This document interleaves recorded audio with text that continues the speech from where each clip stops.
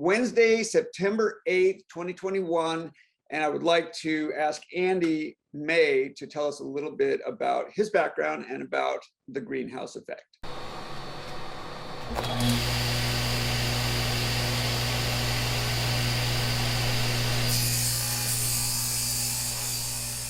I used to be a petrophysicist. Now I call myself a writer.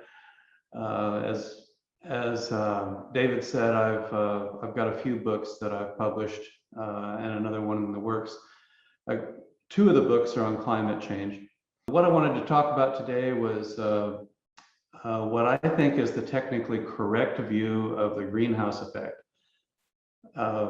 You will read tons of definitions of the greenhouse effect if you dig very deeply, but most of them are physically implausible. The one I'll present today is at least physically correct. Okay, first let's do some basic definitions. Climate sensitivity is the temperature change that results from a forcing change on the climate system. The units that I use, I think many people use, are degrees C per doubling of CO2, or 2x CO2. It's for kind of complicated molecular reasons. Carbon dioxide affects temperature logarithmically. So you get a linear temperature response from a doubling of CO2 at any point. That's unique to CO2. Other molecules react differently. Forcing is energy from outside the climate system, like a change in the Earth's orbit or changes in the sun itself, or adding CO2 that isn't part of the carbon cycle on the Earth to the atmosphere. That can also be treated as a forcing, although it's not quite the same as changing the Earth's orbit. Okay, since you have to double CO2 to get a response, a linear response from temperature, I've taken the logarithm of the NASA CO2 concentration and compared it to the Hadkrut-5 temperature. You can see that the Hadkrut-5 temperature increases pretty rapidly until you get to World War II, and then it starts to decrease until the late 1970s. But all the while, the logarithm to the base 2 of CO2 is increasing. So there's some natural force that is able to overcome the effect of CO2. If CO2 were really the dominant forcing on temperature change, you would expect them to have the same trend, and they don't from 1944 until 1979. Now, since 1979, they pretty much overlay. So that makes it possible that CO2 is dominant, but it isn't through the whole 20th century.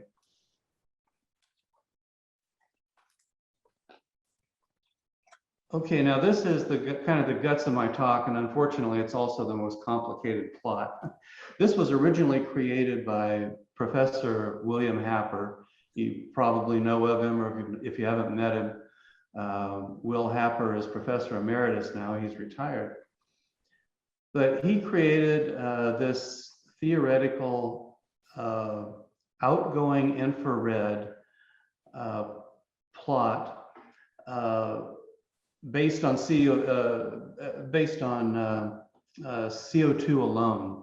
So we're not seeing the effect of water, we're not seeing the effect of nitrogen or oxygen on this, and it's outgoing infrared. It's not a forcing because it's the radiation that's escaping.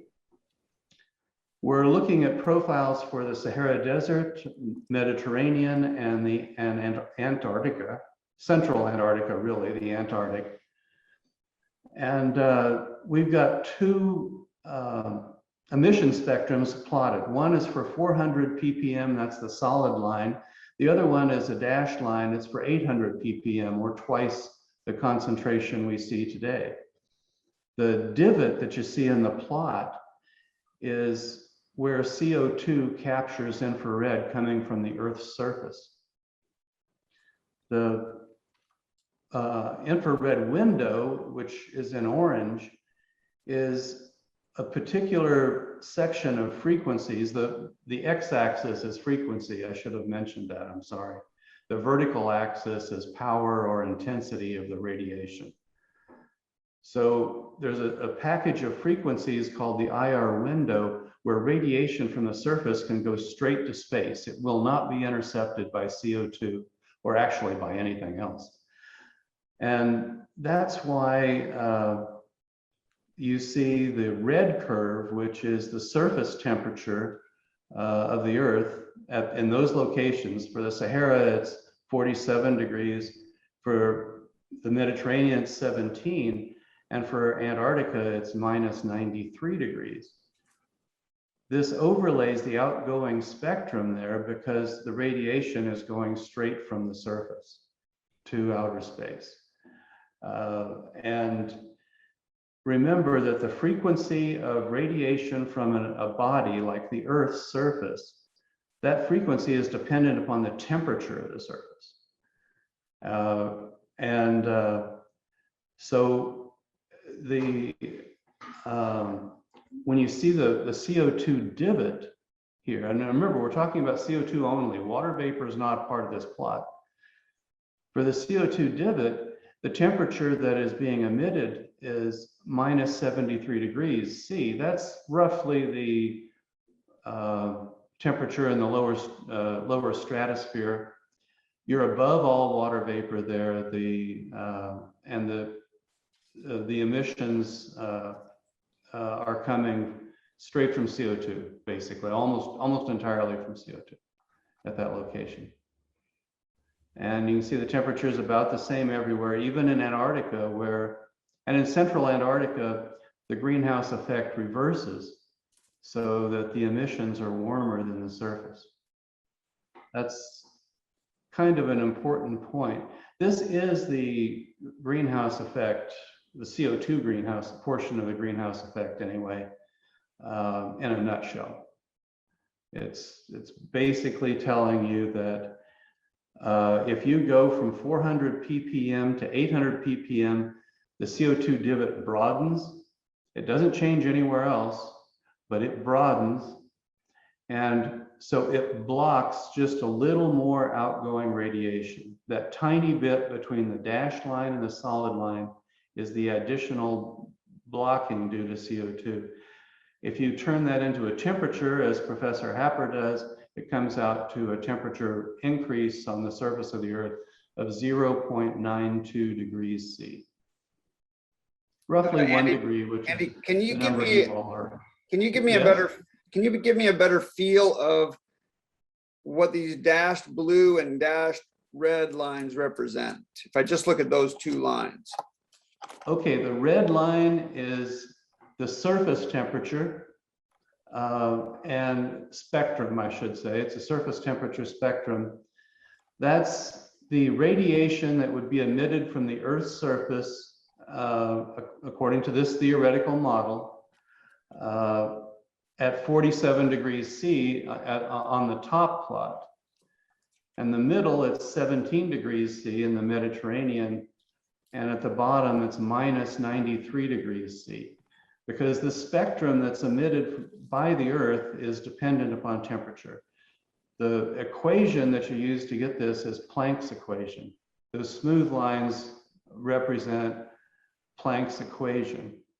And what the Earth is trying to do is it's trying to balance itself on that curve. It can't in the divot, because the divot is where CO2 in the troposphere is blocking radiation getting out. The troposphere and that CO2 divot is opaque to radiation from the surface. It traps all the radiation from the surface. But once you get up to the stratosphere at minus 73 degrees C, then CO2 emitted radiation can get out. It can go to outer space, and it does.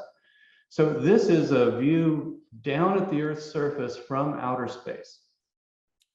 And Oh, Okay, I'm sorry, I should have said that earlier, but we're looking down at the Earth's surface from outer space. We're looking at the radiation coming up, and we're only looking at the radiation from CO2. So CO2, if there were no CO2, you're saying that that divot wouldn't exist. It would just be the red dotted line. precisely. Okay. So in the troposphere, below that 73 degrees C, CO2 is blocking all the radiation in that frequency band. And that radiation that's being blocked is warming the lower atmosphere. So that's what's being reflected back down. Is that well, correct? It's not reflected precisely. So let's, I'll come back to this slide, but for just a second to get around the reflection thing, I want to show you the next slide real quick. Reflected energy has the same frequency as the incident radiation. So when the sun sends radiation to the Earth, if it's reflected by a cloud or by the surface, it's going to have the same frequency. It's let's call that SW, shortwave. It's the solar radiation hits its peak at about 5,700 K, which is the visible light spectrum. So the peak solar energy striking the Earth is what we see with. But that radiation gets absorbed by the atmosphere and by the surface of the Earth, and that it warms those bodies to a particular temperature that brings them into balance, or they're trying to reach equilibrium. And that's about 15 degrees C on average for the Earth. So as they're at that temperature, the Earth emits infrared. We call that outgoing infrared radiation, or OLR. And that is the radiation that CO2 captures. Part of that radiation is what CO2 captures in this divot right here. That divot these are the particular frequencies down here, 600 to 750 or so, in these units that Dr. Happer uses. And they capture that outgoing radiation. And when they capture it, there's a delay after it's captured. The molecule's excited for a few tenths of a second, and it goes bouncing around into its neighbors. And in that tenth of a second or 2/10 of a second, it can collide with literally billions of other molecules that are right around it. And those collisions pass energy onto the other molecules and warm the atmosphere in the neighborhood of that CO2 molecule. The reason that's important is because, remember, that CO2 molecule is not as warm as the surface. So it's getting rid of some of its energy that it collected from capturing that bit of energy, or that photon, if we want to use that term. So it gets rid of that excess energy to its neighbors, and then it emits its own energy, but it emits it at a lower temperature and a lower power. The vertical units here are intensity, or their power, or they're sometimes called brightness. Dr. Spencer likes to use the term brightness, which is perfectly acceptable. When brightness is going downward to the surface of the Earth, it's measured in watts per square meter. But this is outgoing radiation, and it's in 3 dimensions, and you can't use watts per square meter because there's no area to refer to, right? There's no square meter. So the outgoing units are different, but the principle is the same. It's still the power of the radiation going out. Is this heat, the 600 to 750, is that heat, or is it a photon of a certain energy? Or are you talking about this axis? Yes, I want to know which part is heat. Neither one of them are heat. Okay. Heat is when radiation strikes something, it strikes it with a particular intensity. And then that's when the heat is generated. And the heat is what raises the temperature of the object it's striking. So if I want to understand now how this affects climate in the long term. One question I have for you, Andy, is we've got something like 34 degrees C that would be is the difference between what it would be without any greenhouse gases and with, right? And this is over billions of years. So how did that happen? What explains most of that 34 degrees over the last several billion years? Well, first of all, most of that 34 degrees is water. Okay, but in this diagram, we're only looking at CO2. Water vapor is causing of that. Exactly. Tell me if I'm saying it right, is reflecting excess heat back into the oceans, which is where it's stored. Well, it's emitting energy back into the oceans. Okay, I see. It's not a mirror. It absorbs and then re-emits. That's it absorbs and re-emits, and the warming influence on the atmosphere really occurs in the gap between it getting absorbed and then re-emitted. That's where the warmth comes from. It's that gap, which Einstein identified way back at the beginning of the 20th century. And this is infrared energy. We call it downwelling long wave radiation. Is that a term for it? That's right. That goes into the oceans. Mm-hmm. And what of it goes into land just doesn't store. Land doesn't store any heat. Overnight, it gets rid of whatever heat it got during the day. So the next morning it starts again at the same basic temperature. It doesn't accumulate heat, right? Right. It just absorbs and re-emits just like the greenhouse gas molecules. Yeah. And the atmosphere itself doesn't store any heat, certainly not long term. There might be some heat stored in a storm of some kind or something, but over months and years, it doesn't store it. You don't find some kind of buildup of heat in the atmosphere. That's not where it's going. Well, as long as you exclude water vapor from the atmosphere, if you're talking about dry air, yes, dry air doesn't store a significant amount of heat. The heat that's stored in the atmosphere is in water vapor. But it's short term. It's not there's no long-term. A matter of weeks, probably. Yeah. Weeks. I mean, I don't know how long, on average, the water vapor stores the heat. Days or weeks, maybe. Right, but that's not climate. And so the only place where this excess heat coming from the long wave downwelling radiation can be stored is in the oceans, right? And the oceans have been doing a pretty good job of this, taking it from mostly the water vapor, sending it down and storing it. And when it stores more heat, then that heat builds up in the ocean and then it gets released later according to various currents and patterns and so forth that are pretty complex, right? Mm-hmm. But then can come out, and the more going in, the more can come out later, and we can have a warm period around the whole Earth. Yes. Or if not much, if we're far away from the sun, for example, and not much radiation makes, downwelling long wave radiation makes it to the oceans, and the oceans can lose heat and we can go into a cold period. Right. Is that right? That's what's happened. Yeah. So it all goes through the ocean, and the delay can be, it's at least years, if not decades and centuries, because the deeper the heat goes, the longer it takes to probably come out later, I'm guessing.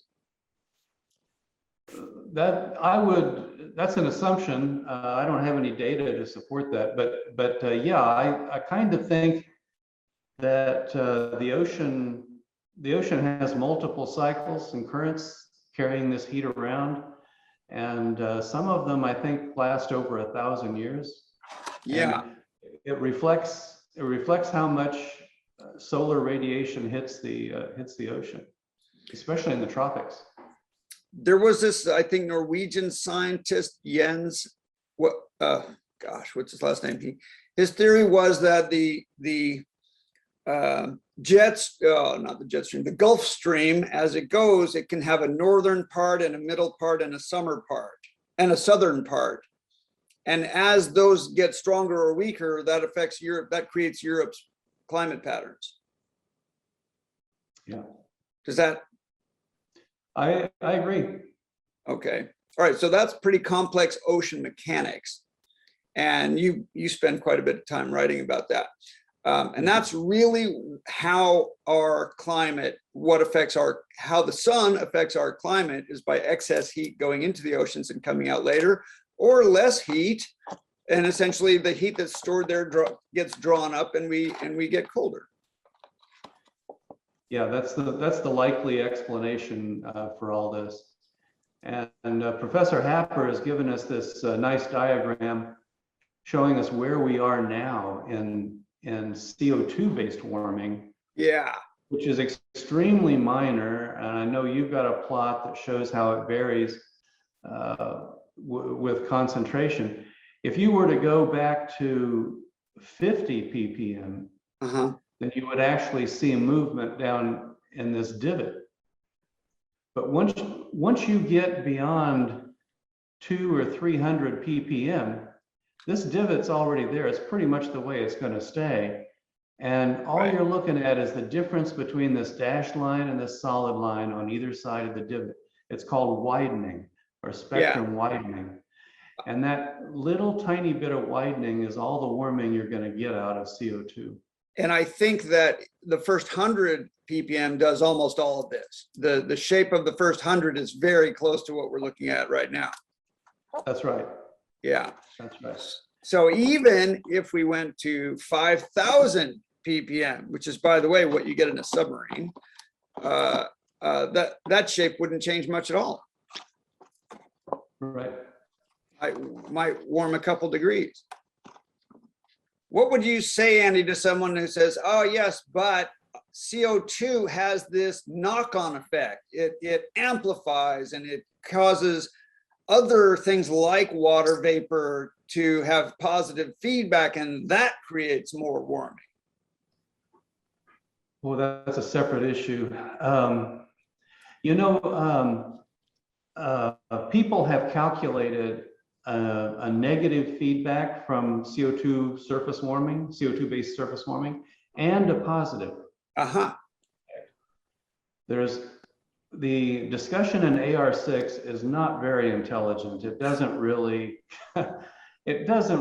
cover the full range of opinions.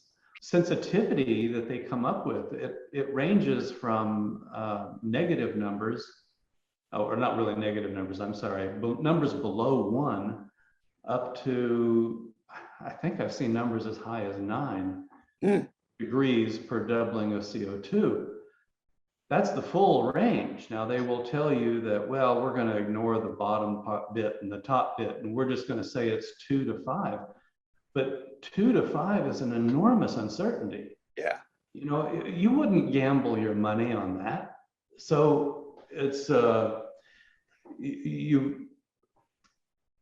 actually advertise this 2 to 5, and they go, look at how wonderful our models are. And we're just going to assume everything's 3, right?